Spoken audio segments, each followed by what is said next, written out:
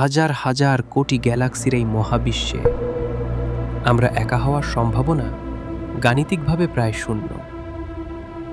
নাসার হিসাব মতে কেবল আমাদের গ্যালাক্সিতেই অন্তত ৩০০ মিলিয়ন গ্রহ আছে যারা প্রাণের উপযোগী বা হ্যাবিটেবল।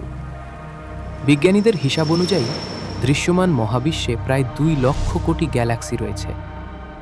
প্রতিটি গ্যালাক্সিতে আনুমানিক ১০০ বিলিয়ন থেকে ৪০০ বিলিয়ন নক্ষত্র থাকে। যদি প্রতিটি গ্যালাক্সিতে মাত্র ৫০,০০০টি উন্নত সভ্যতা থাকে, তবে পুরো মহাবিশ্বে প্রায় ১০০ কোয়াড্রিলিয়ন সভ্যতা থাকার সম্ভাবনা আছে। গ্রেট সাইলেন্স থিওরি অনুসারে মহাকাশে এই নীরবতাই প্রমাণ করে মহাবিশ্বে বুদ্ধিমান সভ্যতা থাকার সম্ভাবনা কতটা প্রবল। তারা যদি বোকা হতো, তবে তারা অবশ্যই আমাদের সিগন্যাল পাঠাতো। এই থিওরি বলে মহাবিশ্বের যে কোনো উন্নত সভ্যতা যখনই বুঝতে পারে যে অন্য কোনো গ্রহের প্রাণী তাদের থেকেও বুদ্ধিমান হয়ে উঠছে এবং মহাকাশে সিগন্যাল পাঠাচ্ছে, তারা দেরি না করে সেই গ্রহটিকে ধ্বংস করে দেয়, কারণ পরে সেই গ্রহটি তাদের জন্য হুমকি হতে পারে। একে বলা হয় কসমিক জেনোসাইড।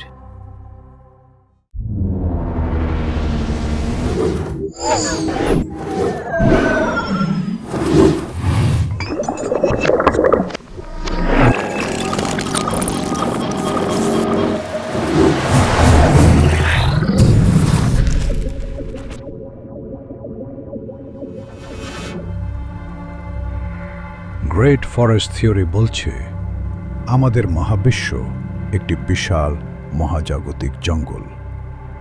এখানে বিলিয়ন বিলিয়ন সভ্যতা লুকিয়ে আছে। তারা কেউ শব্দ করছে না কোনো এক মহাজাগতিক শিকারী প্রাণীর ভয়ে। জঙ্গলে কোনো একটি সিংহ যখন অনেক বেশি শক্তিশালী হয়, প্রতিযোগী সিংহরা তাকে বিনাশ করে দেয়। আনুমানিক ৪০,০০০ বছর আগে মানুষ তাদের প্রতিযোগী নিয়ান্ডারথাল অথবা ডেনিসোভানদের পৃথিবী থেকে মুছে দিয়েছিল। আজও মানুষ তাদের অস্তিত্ব স্বীকার করে না, কারণ তাদের সমকক্ষ কেউ পৃথিবীতে ছিল, এই সত্য তাদের অহংকারে আঘাত করে। এলিয়েনরাও তাদের প্রতিযোগী সভ্যতাগুলোকে মহাবিশ্ব থেকে মুছে দিতে চায়। আমরা মানব সভ্যতা নিজেকে অনেক বুদ্ধিমান মনে করি। আমরা নিজেদের শ্রেষ্ঠত্ব প্রমাণ করার জন্য বিগত ১০০ বছর মহাকাশে সিগন্যাল পাঠাচ্ছি। হতে পারে সেই সংকেত শীঘ্রই কোনো খুনি সভ্যতার কাছে পৌঁছে যাবে, আর এটা হবে মানুষের বোকামির মহাজাগতিক শাস্তি। যখনই কোনো একটি সভ্যতা টাইপ ২ স্তরে প্রবেশ করে, তারা সর্বপ্রথম নিজেদের গ্রহকে মহাবিশ্ব থেকে লুকিয়ে ফেলার চেষ্টা করে। তারা সিগন্যাল ব্লক করার জন্য গ্রহের চারপাশে তৈরি করে এক বিশাল প্লাজমা শিল্ড। যখন কোনো প্রতিযোগী সভ্যতা তাদের আক্রমণ করার জন্য গ্রহাণু ছুড়ে দেয়, তারা লেজার দিয়ে সেগুলো ভেঙে চুরমার করে দেয়। আবার কোনো সভ্যতা যখন টাইপ ৩ পর্যায়ে প্রবেশ করে, তারা নক্ষত্রকে কেন্দ্র করে তৈরি করে ডায়সন স্পিয়ার। তারা পুরো নক্ষত্রের আলো ব্লক করে দেয়। আপনি যখন টেলিস্কোপ দিয়ে তাদের দিকে তাকাবেন, আপনি দেখবেন কেবল অসীম অন্ধকার এবং শূন্যতা। কিন্তু শুনলে কেমন লাগবে? আপনি প্রতি নিঃশ্বাসেই এলিয়েন খেয়ে টিকে আছেন। কসমিক ডাস্ট থিওরি বলছে এলিয়েনরা আসলে বড় কোনো প্রাণী নয়, তারা হলো বুদ্ধিমান ধূলিকণা বা ন্যানোবটস। তারা আমাদের বায়ুমণ্ডলে কোটি কোটি বছর ধরে মিশে আছে। আমরা যখন শ্বাস নিই, আমরা আসলে তাদের আমাদের শরীরের ভেতর গ্রহণ করি। তারা আমাদের বিবর্তন বা চিন্তা নিয়ন্ত্রণ করছে না, বরং তারা আমাদের স্রেফ ডেটা স্টোরেজ হিসাবে ব্যবহার করছে। হয়তো এলিয়েনরা আমাদের কখনো আক্রমণ করতে আসেনি, কারণ তারা আগে থেকেই আমাদের শরীরের ভেতরেই আছে। দ্য সাইলেন্ট ইনভেশন থিওরি বলছে আমাদের শরীরের প্রতিটি কোষ বা আমাদের শরীরের ব্যাকটেরিয়া ও ভাইরাস বিলিয়ন বছর আগে পাঠানো এলিয়েন বায়োমেশিন। আমরা আসলে তাদের বয়ে বেড়ানো এক একটি জীবন্ত কন্টেইনার ছাড়া আর কিছুই নই। সোল হারভেস্টিং থিওরি বলছে এলিয়েনরা আমাদের শরীরের জন্য নয়, বরং আমাদের কনশাসনেস বা চেতনার জন্য আগ্রহী। মানুষের আবেগ এবং অভিজ্ঞতা তাদের জন্য এক প্রকারের এনার্জি সোর্স। আমরা যেমন গবাদি পশুকে মাংসের জন্য লালন পালন করি, তারা আমাদের লালন করছে আমাদের চেতনার ফসল সংগ্রহ করার জন্য। সাধারণত আমরা ভাবি একটি সভ্যতা উন্নত হলে তারা গ্যালাক্সির এক প্রান্ত থেকে অন্য প্রান্তে ঘুরে বেড়াবে। কিন্তু একটি থিওরি বলে যখন কোনো সভ্যতা প্রকৃত অর্থে উন্নত হয়, তখন তারা অ্যাটম এবং কোয়ান্টাম স্কেলে নিজেদের গুটিয়ে নিতে শুরু করে। তারা মহাকাশ ভ্রমণের অসারতা বুঝতে পেরে নিজেদের পুরো অস্তিত্বকে ডিজিটাল কনসাসনেস বা পিওর ডেটাতে রূপান্তর করে, অথবা ব্ল্যাক হোলের ভেতর চলে যায়। কিন্তু প্রশ্ন হলো, তারা এটি কেন করে? আমরা জানি ব্ল্যাক হোলের সময় ধীর হয়ে যায়। এই রহস্যময় টাইম ডাইলেশনকে কাজে লাগিয়ে টাইপ 5 অথবা টাইপ 6 সভ্যতা তাদের সময় থামিয়ে দেয়।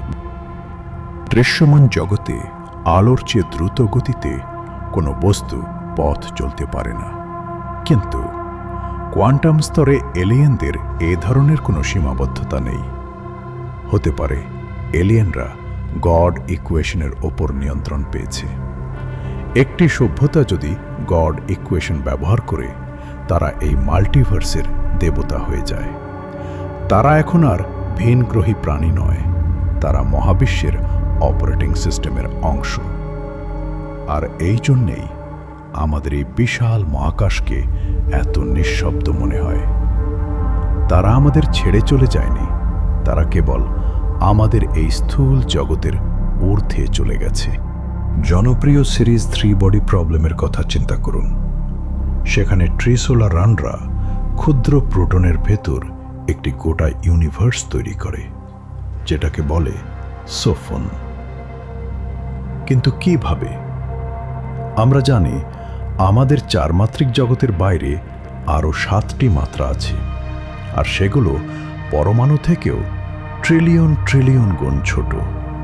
তার মানে একটি প্রোটনের ভেতর আরও 11টি ডাইমেনশন ভাঁজ হয়ে আছে।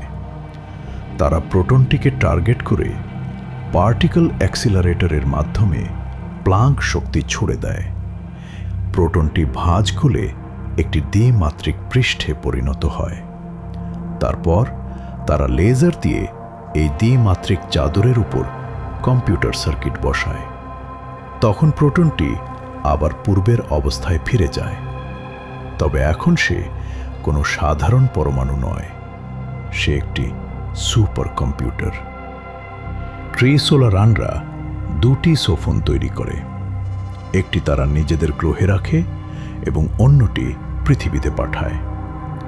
এই 2 সোফনের মধ্যে কোয়ান্টাম এন্ট্যাঙ্গলমেন্ট থাকায় তারা আলোর চেয়েও দ্রুত একে অপরের সাথে তথ্য আদান প্রদান করতে পারে।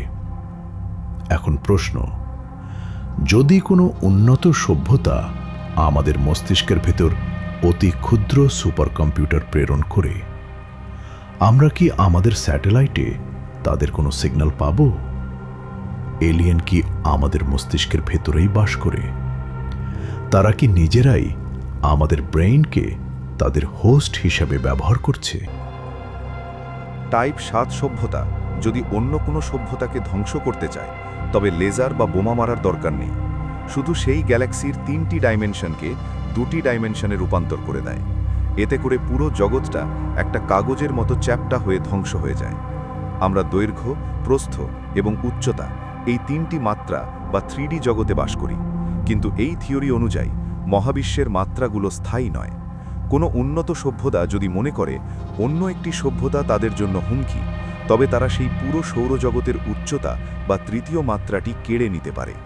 কল্পনা করুন একটি সাবানের ফেনা বা বাবল। যদি আপনি সেটিকে চ্যাপ্টা করে একটি কাগজের ওপর বসিয়ে দেন, তবে সেই বাবলের ভেতরের সব স্ট্রাকচার নষ্ট হয়ে যাবে। যখন কোনো গ্রহ বা নক্ষত্র 2D ছবিতে পরিণত হয়, তখন তার আয়তন অসীমভাবে বেড়ে যায়। পুরো সৌরজগৎটি তখন একটি বিশাল পেইন্টিং বা ছবির মতো দেখাবে, যেখানে কোনো গভীরতা নেই। এটি কোনো বিস্ফোরণ নয়, এটি হলো অস্তিত্বের রূপান্তর। আপনি শ্বাস নেওয়ারও সময় পাবেন না, কারণ আপনার ফুসফুস তখন একটি কাগজের ড্রয়িং হয়ে গেছে। আবার টাইপ 7 সভ্যতা চাইলে 4 মাত্রিক জগৎকে 11 মাত্রায় ভাঁজ করে দিতে পারে। একটি ত্রিমাত্রিক সত্তা দ্বিমাত্রিক একটি কাগজকে 3rd ডাইমেনশনে ভাঁজ করলে যেমন দ্বিমাত্রিক জগৎ অদৃশ্য হয়ে যায়, তেমনি আমাদের মহাবিশ্বের বিশাল একটি অংশ অদৃশ্য করে দেয়া সম্ভব। যদি এটা করে, তবে আমাদের পুরো মহাবিশ্বের অসংখ্য গ্যালাক্সি আলোর চেয়েও দ্রুত গতিতে অদৃশ্য হয়ে যাবে। আমরা ভাবি পদার্থবিজ্ঞানের নিয়মগুলো মহাবিশ্বের ধ্রুব সত্য, কিন্তু একটি থিওরি বলছে এগুলো আসলে কোনো উন্নত সভ্যতার তৈরি করা সফটওয়্যার লিমিটেশন। আলোর গতি প্রতি সেকেন্ডে 3 লক্ষ কিলোমিটার কেন এর বেশি নয়? হতে পারে এটি এই সিমুলেশনের ব্যান্ডউইথ লিমিট। এলিয়েন অ্যাডমিনরা আলোর গতিকে সীমিত করে দিয়েছে, যাতে আমরা কখনোই এই মহাজাগতিক কারাগার থেকে বের হতে না পারি। আমরা আসলে একটি সায়েন্স এক্সপেরিমেন্ট, যাদের পালানোর সব পথ গাণিতিকভাবে বন্ধ করে দেওয়া হয়েছে। হয়তো আমরা আদিম মানুষ নই, আমরা আসলে কয়েক বিলিয়ন বছর পরের কোনো সভ্যতার তৈরি করা ডিজিটাল মেমরি। তারা তাদের পূর্বপুরুষরা কেমন ছিল তা দেখার জন্য আমাদের সিমুলেট করছে। হয়তো আপনি এখন যা ভাবছেন বা অনুভব করছেন তা আপনার নিজের নয়, আপনি কেবল কয়েক বিলিয়ন বছর আগে মারা যাওয়া কোনো মানুষের ডিজিটাল কপি। এলিয়েনরা আপনাকে আবার রান করছে কেবল বিনোদনের জন্য। ভিডিওটি শেষ হওয়ার সাথে সাথেই হয়তো আপনার মেমরি রিসেট করে দেওয়া হবে।